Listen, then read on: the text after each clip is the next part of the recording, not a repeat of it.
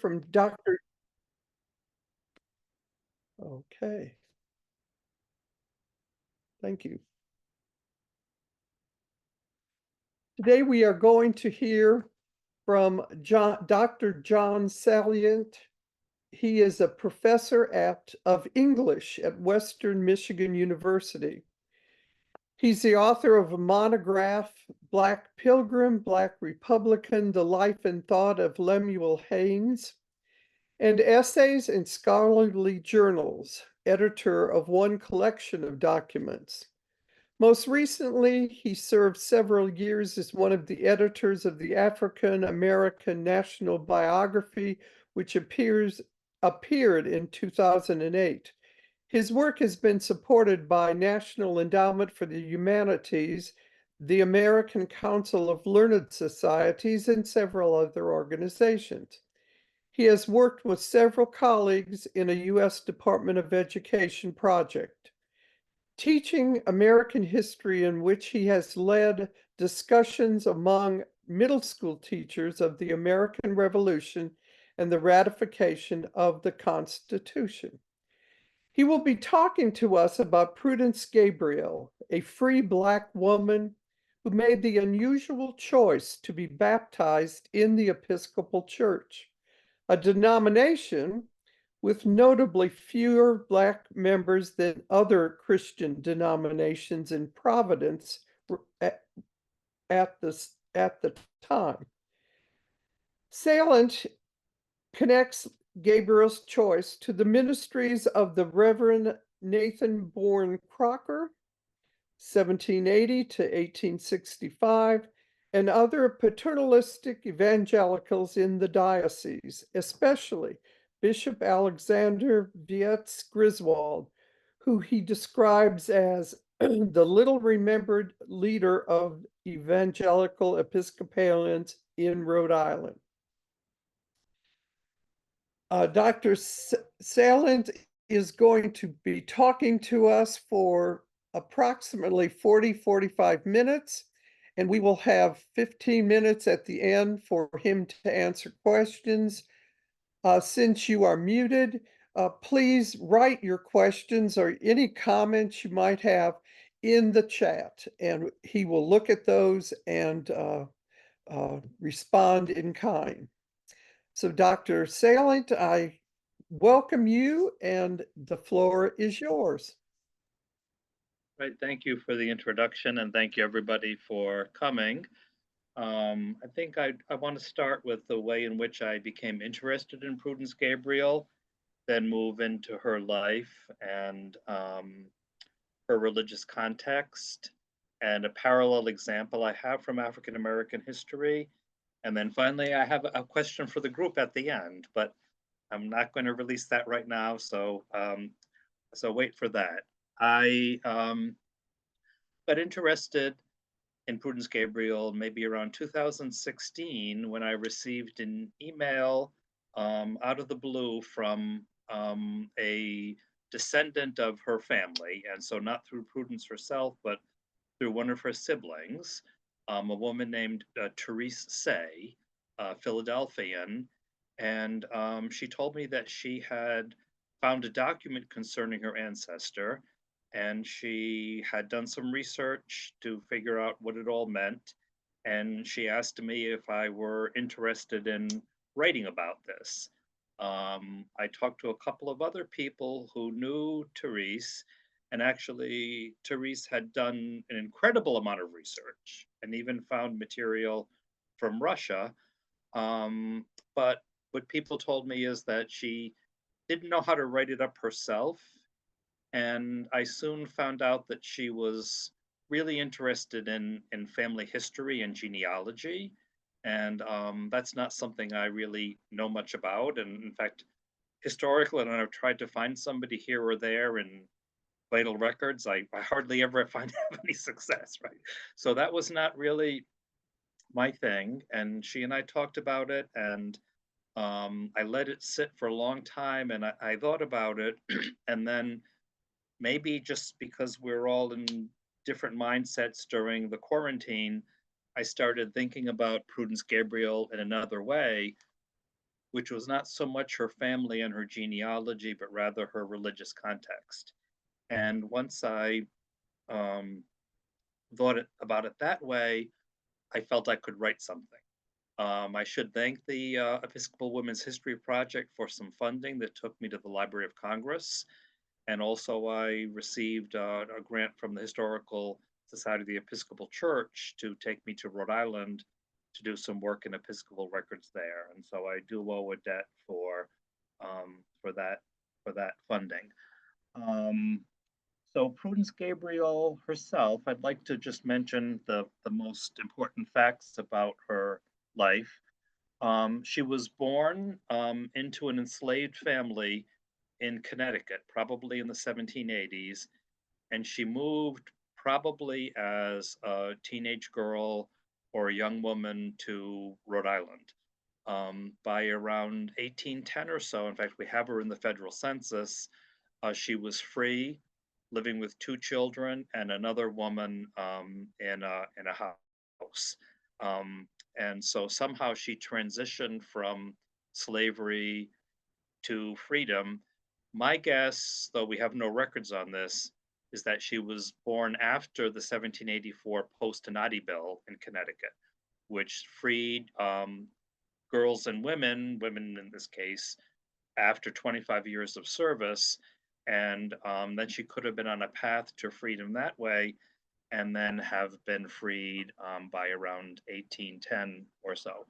The most important point, I think, in the entry to all this is that she was baptized in the Episcopal Church in Rhode Island, St. John's. And we have a letter that apparently she dictated and sent to her mother with a gift. And the gift is what I want to ask about later. But the gift talks about her baptism, her reasons for baptism, the concurrent baptism of her children, and what she planned to do after that, which in fact, astoundingly enough, was to sail to Russia. Her husband was actually there when she was baptized. And if you had a chance to look at my article, which unfortunately has a couple of typos in it, but these things happen.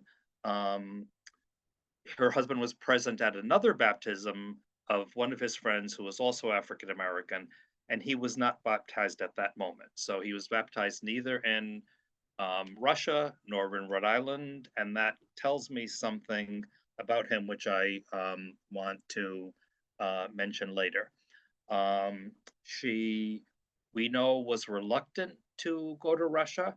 Her husband had asked her to come there.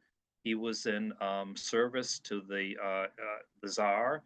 The Tsar had a number of black men who were sort of like valets or waiters in his court. They were sort of objects of conspicuous consumption, unfortunately. And he had written to her or had someone write for him asking her to come join him. She refused. He came back to Rhode Island to get her. And it was at this moment that she was baptized. She went to Russia. She vanishes from the historical record at that time. She traveled with a young black woman named Patience Mott. She still survives in some historical records. And some of this was parlayed into a black woman who also wrote a memoir of her life in Russia. So these are the basic facts that we know about her. And I tried to take all this and then fill it in to understand why she chose to be baptized in St. John's Episcopal Church at this point in her life. What I think first is that her parents were probably Baptist.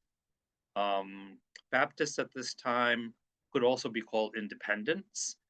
I think the most important point for us is that they would have been in a believer's church. So they would have essentially practiced credo baptism, which would have required them to have an experience of grace, make a confession of grace before they could be baptized. And so Prudence Gabriel, obviously by 1810 or so, had not yet been baptized, right? So she needed to be baptized at this moment, and I want to extrapolate on that in a minute, at her life. So that would have meant no prior baptism, which would have meant no experience of grace. And we have no records of her parents really, other than their names, but they were associated with through ownership, unfortunately, with members of the Brown family who were Baptists, and there were Baptist church in Stonington, Connecticut, where they lived, and in fact, it was a sort of a scandal at the time, but there was no other church in Stonington, not even a congregational church.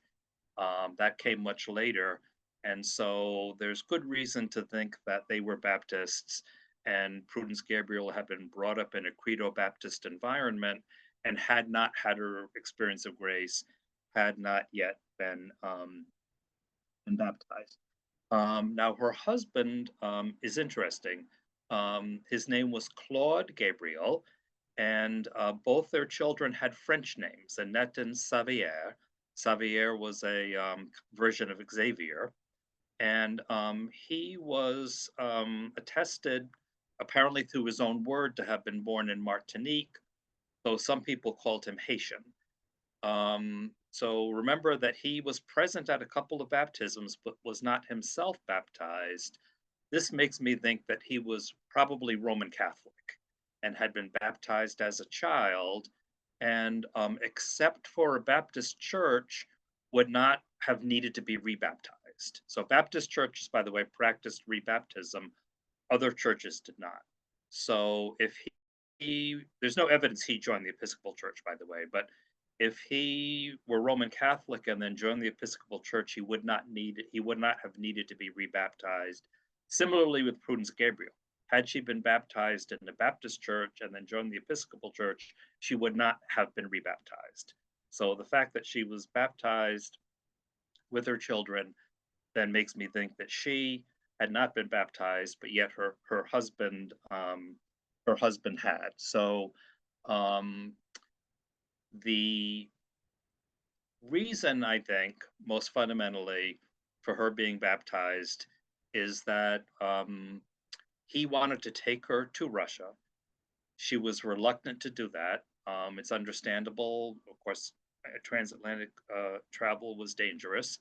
She was taking her two children with her, which added to the danger.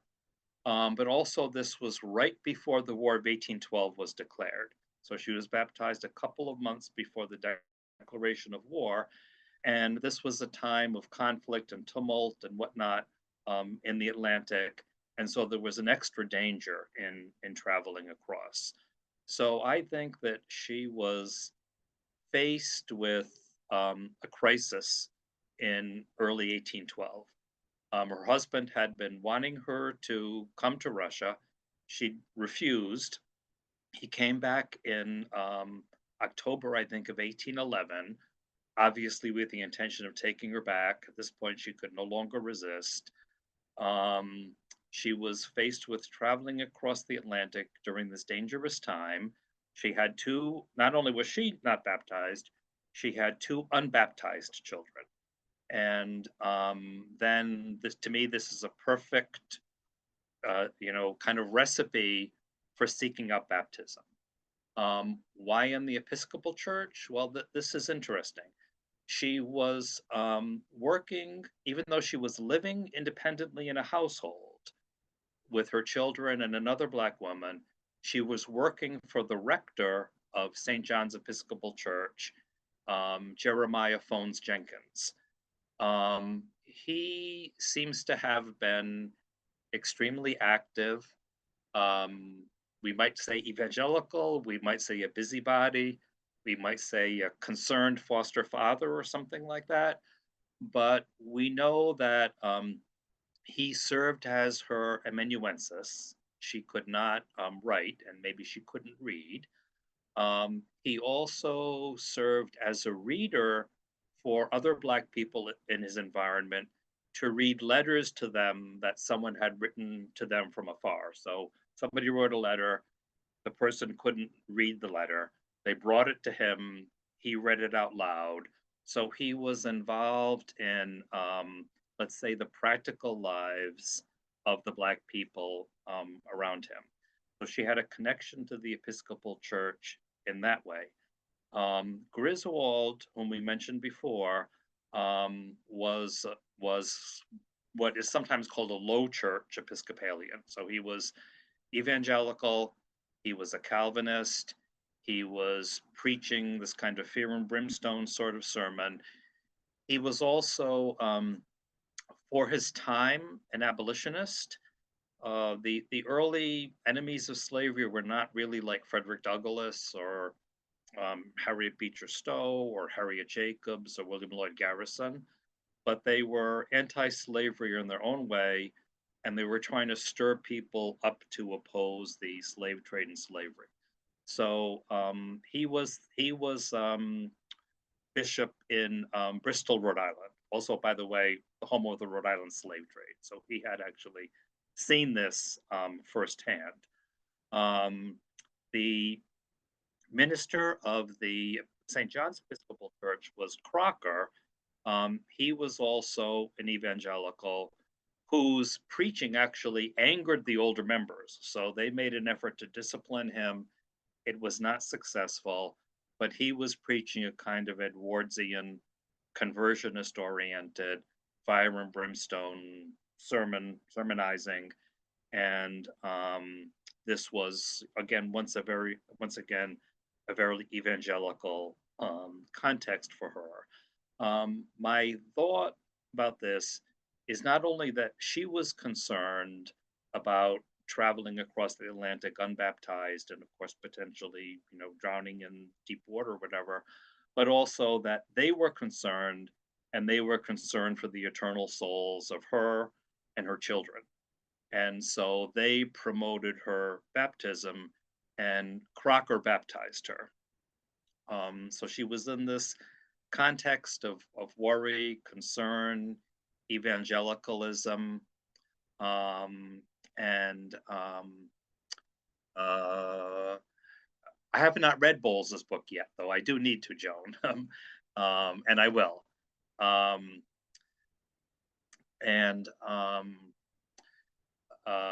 One other element that I think I want to mention here too is that a Black Episcopal priest from Philadelphia, Absalom Jones, visited this church in 1807 and gave a stirring anti-slavery speech, which was not recorded, but which was commented upon in the newspaper.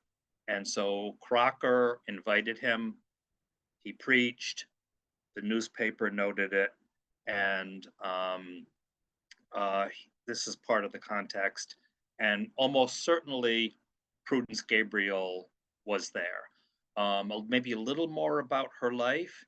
I think if we connect her to the Post-Nadi Act, which was 1784, and then that gave her an avenue to be free, she could have been born, say, mid-1780s, late 1780s.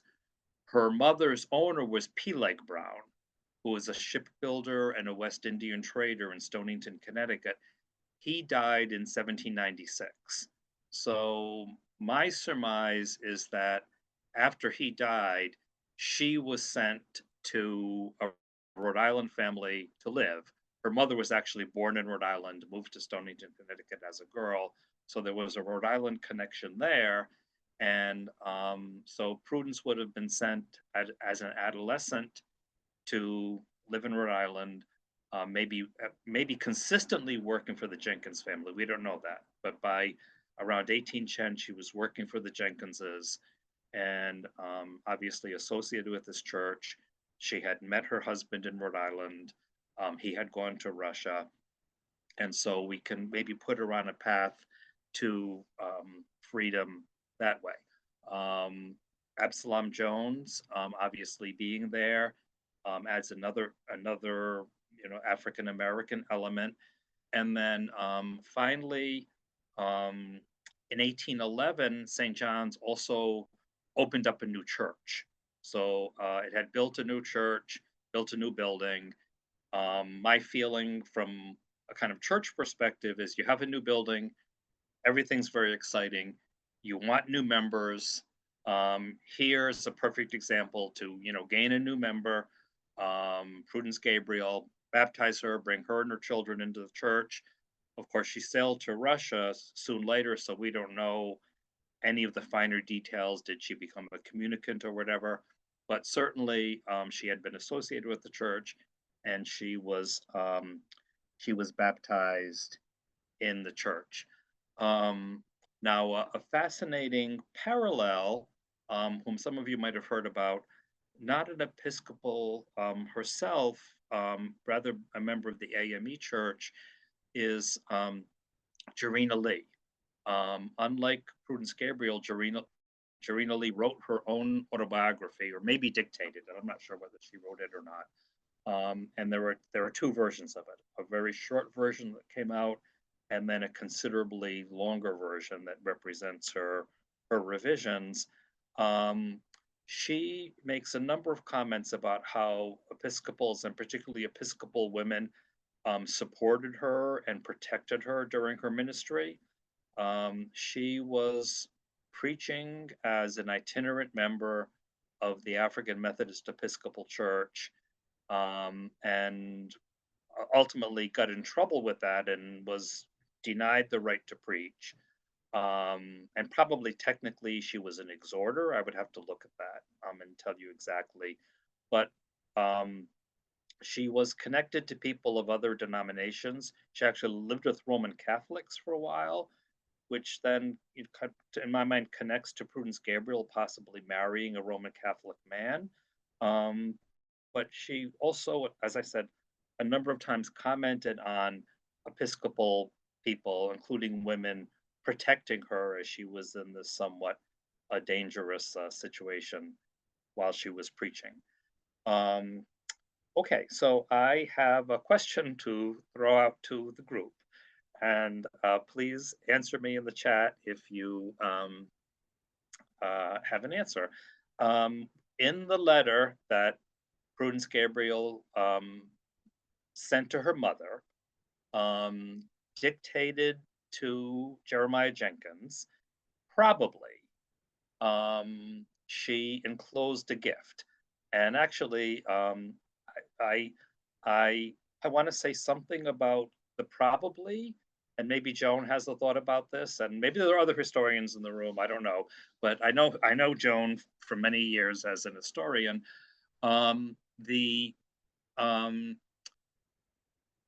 Therese Say, the descendant, told me from the very beginning that Prudence's letter was dictated to Jeremiah Jenkins, and then he wrote it out for her, served as her amanuensis, and then he sent it to her mother in Stonington, Connecticut. He also sent other letters to the mother. And what's interesting, though, to me, is that he wrote, or somebody on the letter wrote, attested by him. And I wasn't sure that really meant she dictated it to him or not. Okay. So, and I mentioned that I had funding from the Episcopal Women's History Project and the Historical Society of Pennsylvania.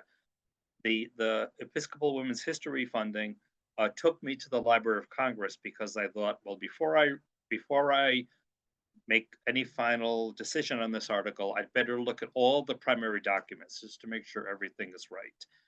And then I wasn't sure it was really dictated because it said attested. And then that bothered me a little bit. So I backed up on my claim a little bit.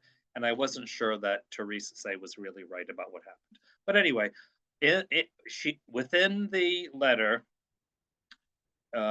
with the letter, she sent a tippet. So she had knitted a tippet for her mother, and this was her parting gift. And essentially, in the letter, she says, "You may never see me again. Please remember me with this gift." And a tippet to me initially implied a shawl or a cloak, but then I realized it's actually an Anglican vestment. And I didn't write about this, but then I always wondered, do you think Prudence Gabriel was trying to knit something in the fashion of the vestment? Or do you think she absorbed the word tippet from the church context? Or would she have just thought more generically that a tippet is something you wear over your shoulders? So I don't know if anybody really knows or anybody has a guess, but what do you think? That did she get this word from the church context, or would she have just thought, "Oh, tippet, put it around your neck, and your shoulders are warm, and that's what it is"? I don't know. Okay, but I want to hear about that.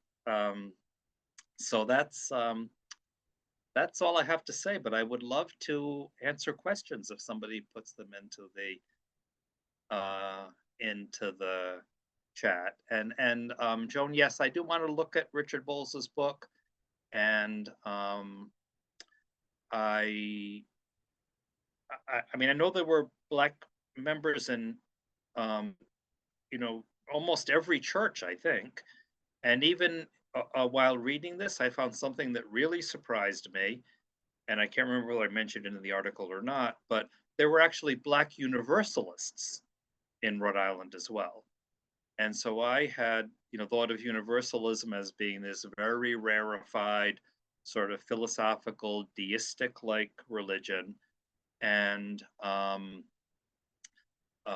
Lemuel Haynes, you might know, like Isaac Backus and like Jonathan Edwards, thought that the Universalists were, of course, the greatest enemy. And I never thought that there would be Black Universalists, but in fact there were. So that was interesting to me. So the first question from Joanne is, how did you get interested?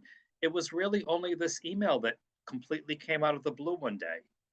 And it was along the lines of, what do you think about my ancestor? And I don't think she literally asked me to help her write the story, but she asked for help in shaping the story, and we talked a lot about it.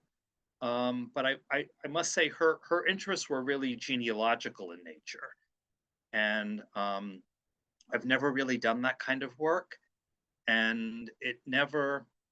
I don't know. Somehow the idea of writing a genealogy never really grabbed me. But then I thought about this for years, and I thought, maybe something could be done with the religious context, and that's where I started looking, and that's what I ultimately decided to do. Okay, so from Sandra, many places practiced what was called gradual emancipation. And in fact, this is the world standard, by the way. Almost never in history have slaves been made free all on one day. And so, what happened in the USA with the Emancipation Proclamation, which did not free all slaves anyway, but the idea that people would be slaves Monday, free Tuesday, is virtually unknown in world history. In almost all cases, there was a transition period from slavery to freedom. And the New England, New York style, which came into effect through legislation in the late 18th century, was called, now we call it gradual emancipation. I honestly don't know if that phrase was used at the time, but it would say that everybody born after a certain date would be free in so many years. Usually the time period was shorter for males than for females. So young men could be free at 21, young women be free at 25. And in Connecticut, if I'm remembering right, it was March 1st, 1784. So that was, sort of the beginning of the clock. And if you were born before then, or you were enslaved before then, you could not get free through that act, though you could be free through other ways. But if you were born after that act, you had a path to freedom. And my and by the way, um, moving from state to state would not have changed this for her. So it's not as though if she moved from Connecticut to Rhode Island, she's going to be somehow re-enslaved or whatever. It was defined by the place of your birth, and my guess is that she was born slightly after the act was passed, and then she had a path to freedom that would have put her in her mid-20s around 1810. But it's also possible that once her master died and she moved to another place, then it could have been a kind of informal freedom. So to be in the census in 1810 as a head of household and identified as being the head of household, living with another woman and her two children, meant free. So by that time, we know she was free. But somehow it happened, and I never found, and Therese never found her a certificate of manumission. But my question, though, Joan, is she using the word tippet because she heard it in church, or is she using the word tippet because people just said they had tippets? I don't know. What do you think?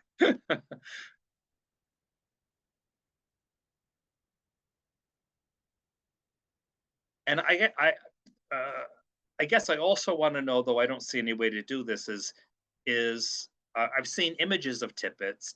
Did she try to imitate the tippet when she was knitting? I don't think I really feel like I could go that far, but I just wonder, um, did she use the word because it was familiar to her in church, or is a more general fashion term? Okay, well, yeah, that's okay. Um, uh, I never heard the. I'm not a fashion historian, and nor very fashionable myself. I never heard the term tippet used in another context other than church. So that's interesting to me.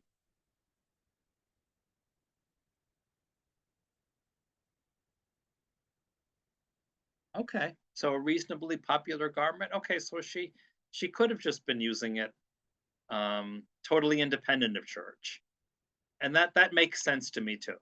But I always wondered.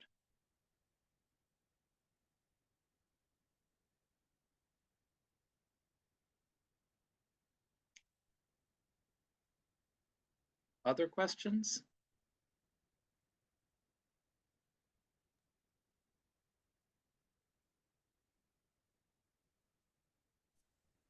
Does anybody else want to add any comments? Oh, so you're thinking the church tie would have just made it more familiar? That also makes sense to me, Yes. right? That she would have known it through church, and she would have known it as a fashion item, and it would have just been a kind of natural word to for her to use. Um, well,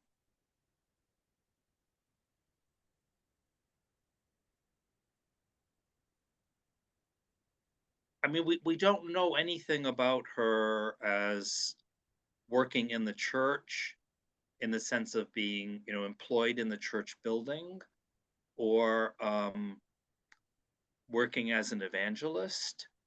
When I published um, um, the article, I did include her letter as an appendix, but I did also include a memoir, which is just a few pages long, from a Baptist woman whose husband was also in service to the Russian Tsar. And I thought that that was really, interestingly illustrative, because I felt like if I was right about Gabriel's birth family being Baptist, that this would have indicated something of what she, would have been thinking, right? So it's a kind of parallel saying these women are similar in some ways. They're about the same age. They both go to Russia. They're both married to men who are in service to the Tsar. I think they were both Baptists originally. Prudence Gabriel then became an Episcopal, but I thought we should include this because so little of Prudence Gabriel's actual words are there. And that's sort of my motivation too of mentioning Jarena Lee, that there were parallels here, overlaps, um, and this is more in the voice of a voice of a Black woman. However, what I do want to say about St. John's and about other Episcopals, including Jenkins, is that they did hire Black people to work for them. And this sounds, today, from our perspective, a little bit, demeaning or derogatory. But I think in the context of the time, they were providing employment and wages for local Black people. So she worked for him in his house, probably as a maid. We know that the Episcopal Church hired Black men to do carpentry, window glazing. Um, Griswold himself actually was very popular as a speaker with Black Rhode Islanders, and they asked him to speak on feast days and whatnot. They might have thought he would make a contribution. They might have been trying to recognize the fact that he offered employment. Um, so, if by work you mean physical work in the church that she did, or evangelical work that she did, we don't have any records about that. But we do have records about the church hiring Black people, actually also as caterers, by the way, just remembering that. And Jenkins actually, by the way, was not only rector but treasurer of the church. And so we have a lot of receipts and whatnot, which are in Rhode Island at the University of Rhode Island, where the Episcopal parish records have gone, in the special collections room. But we've got receipts where he mentions hiring these various folks, which we can identify through other documents as being Black, to do various, construction-like work or cooking-like work around the church. And so that, that matters to me, to provide wages, even if they're petty wages. So I see that kind of work. And okay, yeah, I didn't know about Black sextons. And thanks for the etymology, the carpeting. I mean, I do think of the tippet as hanging. So that all makes sense to me. And I'm gonna have to look up tippet in the OED. I didn't do that. I have an essay about the independent church in Charleston, and it's often mistakenly called an AME church, but it was not AME until after the Civil War, well after the Civil War. And this is the church with the horrible murders that occurred in it. But the early records do talk about laborers working around the church and doing chores. And I actually believe they mention wages, and by the standards of the time, the wages are very, very low. And there were lots of Black members in that church, by the way. So it's not definitive, but I don't know. I want to see Joe nod. I think if you put two and two together, you can imagine that these are actually Black church members.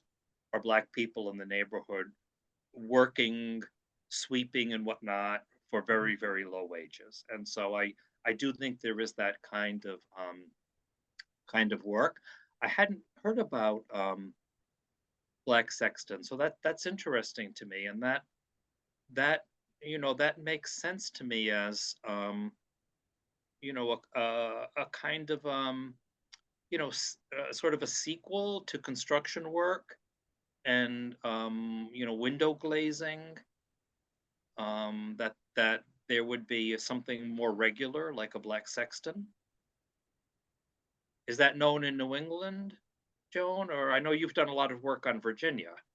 So have you seen it in different places? I know you're muted, so you have an extra burden of typing. Oh, you're not muted. I've seen them. Yeah, I got unmuted permission to be. I have permission to be unmuted. It is something that pops up. There also are women who serve as sextons, but that tends to be a little bit later into the 19th century, and but again, it comes out of the traditional duties that people are seen as, kind of the kind of work that's assigned to them by the larger society. But they are paid positions. And there were, even in the 18th century, there was some indication of sextons being used. They wouldn't have used, in Virginia, they wouldn't have used it would have been a slave if they had, if it was somebody that was Black. But there are some women that are paid for some money by the church. It's one of the things that unless you go through vestry record after vestry record, you don't see. I don't recall seeing anything like that, but of course, when you're looking for one thing, you may see something else and you don't register it because it doesn't make any sense. Well, and it may only show up in a payment, and that may not be where you're spending a whole lot of time, is on the financial records that are tucked in, and a lot of those are in separate locations.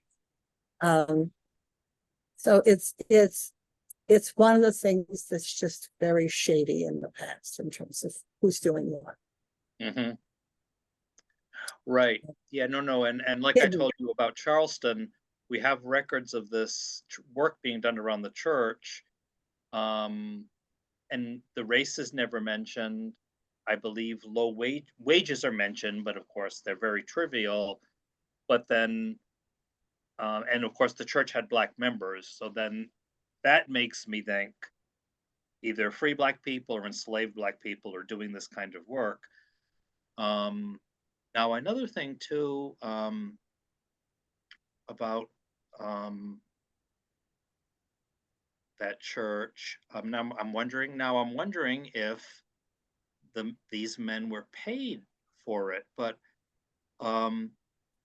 there were men, and I forget what they were called. I don't think it's deacons, but they kept track of the church attendance of Black members.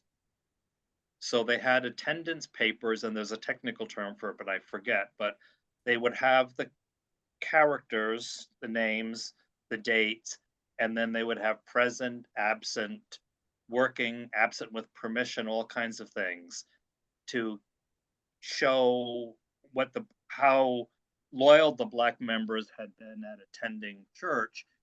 And what's interesting is that when the Denmark Vesey thing blew up and there was all this violence, all those papers disappeared. So they were essentially, records of where Black people had been. And that was potentially very dangerous. And so they must have been destroyed, because nobody then, of course, wants your records to be, your movements to be tracked. But that makes me wonder, were they paid to do that? It could be. Wow. It's hard to tell, and that's that independent church will function somewhat differently than an Episcopal church might. I am curious in when did Rhode Island and how did Rhode Island handle emancipation? Since she's in Rhode Island. Oh God, I forget the exact details. But similar to Connecticut and New York. Yeah, yeah. See, because I think New York was one of the last of the original 13 to, that was going to do it. Once we get south of the Mason-Dixon line, you don't have for that kind of emancipation. But there had also been court cases that had made it, that had meant that if you were resident within a certain area, slavery was no longer supported by the basis of rulings. And that happened in Massachusetts. Right. There's the Quack Walker but case. There are other cases that came up. And so there are some other ways that she might have been able to claim freedom. And I'm trying to think. Somewhere I've read a story of a woman who was back and forth between Connecticut and Rhode Island and and the question had to do with whether she was free or not. And she was arguing for her freedom and went to court over it. And if I can find that reference, I know it was in one of the collections I was reading. I'll send you the reference because it may in fact be something else. Yeah, thank you. Send it to me. And I mean, this is the Somerset case too, right? 1772, if I remember right. And Dred Scott, in England, right? So they all these situations have to do with moving in between a slave zone and a free zone. And there could be also, I think, as you're speaking, there could be the subtlety of acting as free too in a second environment. And then you go back and forth and you claim freedom based on a kind of social recognition of freedom. So that's interesting. but that would be very tenuous. And if she's going to leave the country, she would have definitely wanted some legal documentation. Right. I guess I had thought about just the obvious danger of traveling, particularly right before the war. But maybe she was worried about being kidnapped, right, and being re-enslaved. Well, in fact, if the ships, if they end up in a southern port for any reason, she's in trouble. Unless she has documentation. And her husband and her children. Yes. Right. So that's interesting. I guess I was just thinking, they're going to go straight from Providence to St. Petersburg. And I hadn't worried about where they might go otherwise. And that was enough danger. That was enough danger for me. But maybe there's enough privateers running around during that period that there's all sorts of things that could happen. Right. And that's where the real iffiness comes in. So. Okay, thanks. Sandra has a question.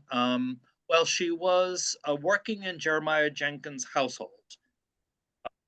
The work is never specified, but it must have been something like a maid or a cook. She also lived with another Black woman named Patience Mott. And Prudence Gabriel actually mentions her as being literate. And then later on, she becomes a little bit of a tiny celebrity in Russia. She's clearly literate over there. And so Patience Mott could have been working as well.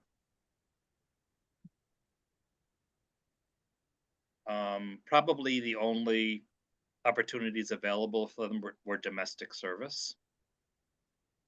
And one of the most hated tasks is washing.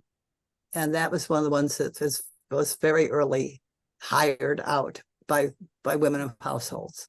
because the washing was so physically demanding. Mm-hmm. So there are a lot of Black washerwomen. And that's the way they get into a household to start with. Mm-hmm. Prudence Gabriel herself doesn't become known in Russia. Mary Prince wrote a memoir of living in Russia. So Mary Prince was born in Massachusetts about the same time as Prudence Gabriel. She was a Baptist. Her husband was also in the employ of the Tsar, and she traveled to Russia, and she wrote a memoir of living there. She later came back to the U.S. She went to Jamaica briefly as a missionary, and then she came back and spent the rest of her life in New England. And she never mentions Prudence Gabriel, but she does mention Patience Mott, who traveled to Russia in company with Prudence Gabriel. So there's a connection there, though not a very direct connection. One thing I didn't mention, I was sort of trying to prioritize the Black authored sources here, but John Quincy Adams was actually ambassador to Russia at this time. I think he was technically called minister plenipotentiary or something like that. But anyway, he was the U.S. ambassador, and he kept a very detailed record, and he knew Claude Gabriel. And in fact, he was the one who interceded with the Russian court to allow Claude Gabriel to leave and go back to Rhode Island to get his wife and then return to Russia. So he comments about Gabriel missing his wife, wanting his wife to come, her refusal, interceding so Gabriel could cross the Atlantic, get her and the kids, come back. He's also the one who makes records about the other Black men being baptized, Gabriel being there but not being baptized. And so they have a little measure of fame there. If we're thinking about fame too, Claude Gabriel himself became a minor celebrity in Rhode Island when he came back in 1811 because he was convinced, or he claimed that the Tsar had told him that he had to represent the Russian court in uniform with his saber while he was traveling. Oh. So he paraded around Providence, dressed up in what they called a Moorish costume. So there was a kind of fad for what people considered to be Turkish clothing at this time.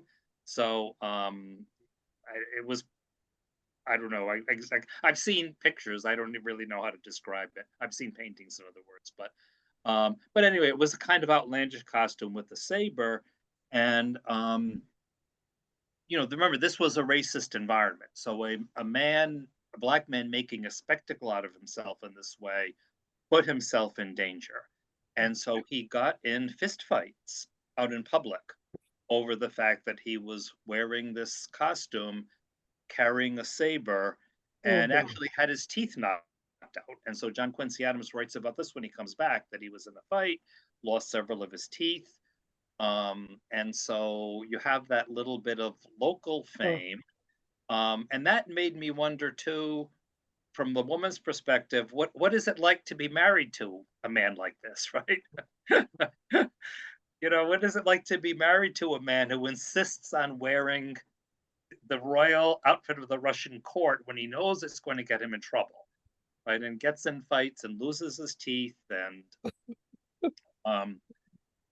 he sounds kind of imperious to me. Yeah, maybe he wasn't a good husband, and that's why she didn't want to go to Russia. I don't know, but